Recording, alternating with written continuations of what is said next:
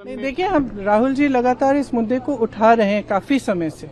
ये कोई नया मुद्दा नहीं है, लेकिन इशू ये है कि ये बार बार हो रहा है और इस पे कोई कार्रवाई नहीं होती है।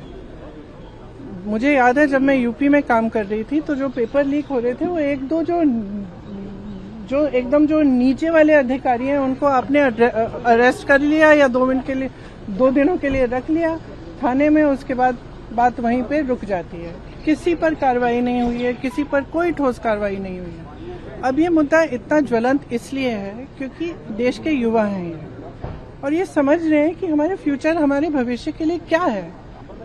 हमारे माँ बाप लोन लेकर मुश्किल से हमें पढ़ाते हैं, हम लोग स्ट्रगल कर रहे हैं। वो ये कह रहे हैं ना, वो कह रहे हैं कि हम स्ट्रगल कर रहे हैं, हमारे लिए इतना मुश्किल है। आप कोचिंग सेंटर्स को देखिए, मैंने बहुत सारे देखे, और कोचिंग सेंटर्स में जाइए और कोई भी माँ बाप जानता है, मतलब किसी भी लेवल का, किसी भी सोसाइटी में आप जानते होंगे आपके बच्चे जब पढ़ते हैं तो कितना टेंशन होता है, कितना जब एग्जाम होता है कितना टेंशन होता है। एज इट इज इतनी मुश्किल परिस्थिति है, ऊपर से आपने जॉब्स क्रिएट नहीं किए हैं इतने समय से, तो बच्चा अपने फ्यूचर को देख रहा है, कह रहा है कि मतलब मेरे फ्यूचर में फिर है क्या, मैं स्ट्रगल ही करते रहूं। मैं कह रही थी इंग्लिश में, मैं कह रही थी कि मैं कुछ ऐसे बच्चों से मिली थी जब मैं यूपी में काम कर रही थी, जो 26 साल के, 27 साल के, 28 साल के बच्चे कह रहे हैं हमारी तो शादी भी नहीं हो रही है, हम कुछ कर नहीं पा रहे हैं, हम इंतजार कर रहे हैं कि हमारी नियुक्ति की लिस्ट आएगी, पेपर लीक हो जाता है, हम एग्जाम देते हैं, कुछ पता नहीं चलता, उसके बाद फिर हम दोबारा देते हैं। तो मतलब ये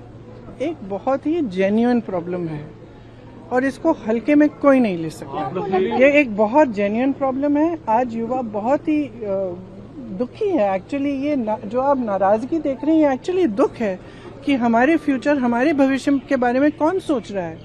और इनकी सिंपल सी चीज है, आप प्रधानमंत्री हैं, आपकी जिम्मेदारी है, ये युवा हैं, हम सब इस सदन में रोज आते हैं, आप ना तो यहाँ पे आप चर्चा करना चाहते हैं, ना ऑपोजिशन को आप पॉइंट उठाने देते हैं, आप डिस्कस नहीं करना चाह रहे हैं। ये सदन है किसका? ये उन्हीं युवाओं का है ना जिसको आप रोक रहे हैं बाहर, जिन पर आप लाठीचार्ज कर रहे हैं, जिन पर आप आंसू गैस चला रहे हैं। ये तो मतलब ये सदन ही उनका है, हम सब यहाँ हैं, किसने हमें यहाँ रखा है? उन्होंने ही रखा है। तो उनकी बात तो सुन ले, उनकी बात तो सुन। Prime minister Modi anti youth है। बिल्कुल एंटी यूथ है, देखिए एंटी यूथ है, एंटी गरीब है, एंटी किसान है। अब 12 साल हो गए, हम सब देख रहे हैं ना, किसान आंदोलन कर रहे हैं, आप उन पे दमन कर रहे हो, अब बच्चों पे दमन कर रहे हो। बच्चे हैं, सुन लीजिए इनकी बात, क्या होने जा रहा है।